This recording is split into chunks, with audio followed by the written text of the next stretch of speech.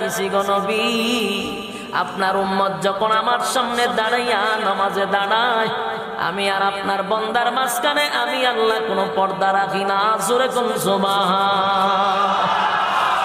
আল্লাহর হাবিব খুশি হয়ে গেল। আল্লাহ বলেন, বন্ধু আমার বাড়িতে আসছে, বেজার করে তো আপনাকে ছেড়ে দিব না। আল্লাহর নবী আমাদেরকে আওয়াজ করেন, উম্মতেরা রে, আমি আল্লাহর সঙ্গে সাক্ষাৎ করছি, আমার উম্মতের জন্য আমি দরখাস্ত দিয়া এমন একটা ব্যবস্থা করেছি, যদি তোমরা নামাজে দাঁড়াও আমার আল্লাহর সঙ্গে তোমাদের কথা হবে, মাঝখানে কোনো পর্দা থাকবে না। একটা জবান বন্ধ রাখবেন না, বলুন আল্লাহু আকবার। আরো জোরে করে আল্লাহু আকবার। যুবক ভাই, রব্বে কারীম বলেন, বন্ধু আপনাকে খুশি করে দিলাম। এই নামাজ এত গুরুত্বপূর্ণ, যেই নামাজের মাধ্যমে আল্লাহর সঙ্গে কথা হয়, বান্দার দেখ কথাবার্তা সব নামাজের মাধ্যমে হয়। এই জন্য আল্লাহর নবী বলেন, যদি হিসাব হয় রে, সর্বপ্রথম কিন্তু বান্দা নামাজের হিসাবটাই হবে।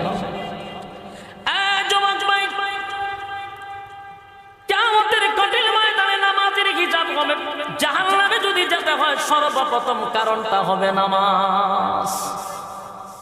আল্লাহর নবী দুনিয়ার থেকে যেদিন বিদায় হয়ে যাবে, সেদিনও কিন্তু বারবার নামাজের কথাই বলছে, আর কোনো কিছুর কথা বলে যায় না রে। নামাজের কথাটা খুব গুরুত্ব দেয়া গেছে।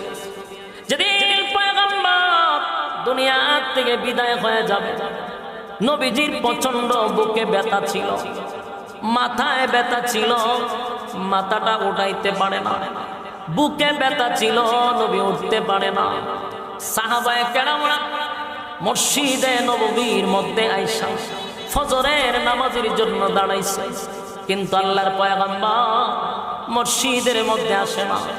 কার ইমামতিতে নামাজ পড়ব গো? অপেক্ষা করতে করতে নবী আসে না।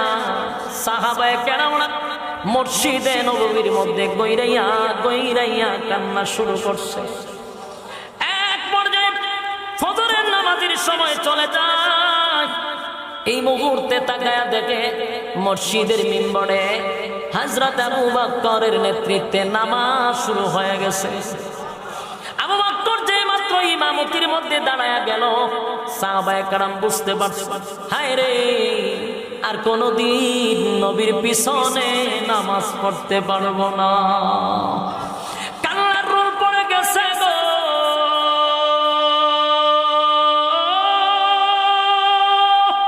গোটা মসজিদে নববীর মধ্যে কান্নার রোল পড়ে গেছে। নবী নাই রে, আর কোনদিন নবীর পিছনে নামাজ পড়তে পারবো না। যেখানে আবু বকর ইমাম হয়ে গেছে, আমরা ইঙ্গিত পেলাম নবীর পরে এখন নামাজ পড়াবে হযরত আবু বকর সিদ্দিক রাদিয়াল্লাহু তাআলা। মসজিদে নববীর মধ্যে নামাজটা শুরু হয়ে গেল, নামাজটা শুরু হয়ে গেল। আল্লাহর হাবিব বুকে ব্যথা, মাথায় ব্যথা, উঠতে পারে না।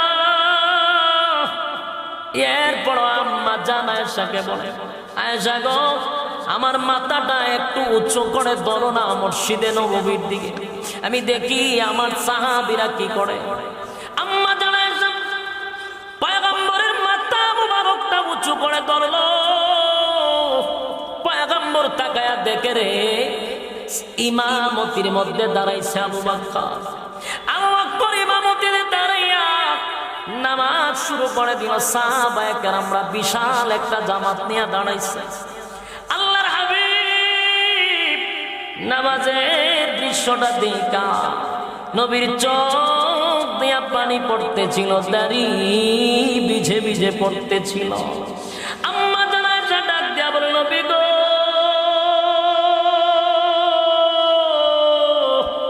আমার আব্বা ইমামতি করে, আপনার সাহাবীরা পিছনে নামাজ পড়ে, দৃশ্য দেখে আপনার চোখ বেয়ে বেয়ে পানি পড়ে, ঘটনা জানতে চাই। আল্লাহর হাবিব বলেন, আয়েশা, সব কান্না কিন্তু দুঃখের কান্না নয়। কথা কথা, সব কান্না দুঃখের কান্না নয়, সব কান্না দুঃখের কান্না নয় গো। আয়েশা দৃশ্যটা দেখা আমি আর চোখের পানি সামলায় রাখতে পারলাম না। এই নামাজ কায়েম করতে গিয়া কত না রক্ত আমি জড়াইছি, কত মায়ের আমি নবী খাইছি। আমার শরীরের মধ্যে কোনোদিন একটা মশা মাছিও বসলো না, কিন্তু নামাজ কায়েম করতে গিয়া রে আমার শরীরে অসংখ্য অগণিত পাথরের আঘাত, পাথরের আঘাত। নামাজের সামনে যখন আমি যাইতাম গো, আবু জাহেলের নেতৃত্বে উটের নারী বুড়িগুলি আমার পিঠের উপরে রেখে দিত। আমি উটের নারী বুড়ি লই মাথা মোবারক তুলতে পারতাম না। আমার মেয়ে ফাতেমা ছোট ছিল, দৌড়াইয়া আমার কাছে এসে কাঁদতো, আর আমার নারী বুড়ি আমার পিঠ থেকে সরাইয়া দিত, আর চিৎকার দিয়া বলতো, মক্কার মানুষ বল আমার আব্বার কি অপরাধ, কি এমন তোমাদের ক্ষতি করলো? আমার বাবা তো জীবনে কোনোদিন কারো দিকে চোখ রাঙ্গায়া তাকায় না, এরপরও কেন রে আমার আব্বার উপরে একের পর এক তোরা নির্যাতন করস?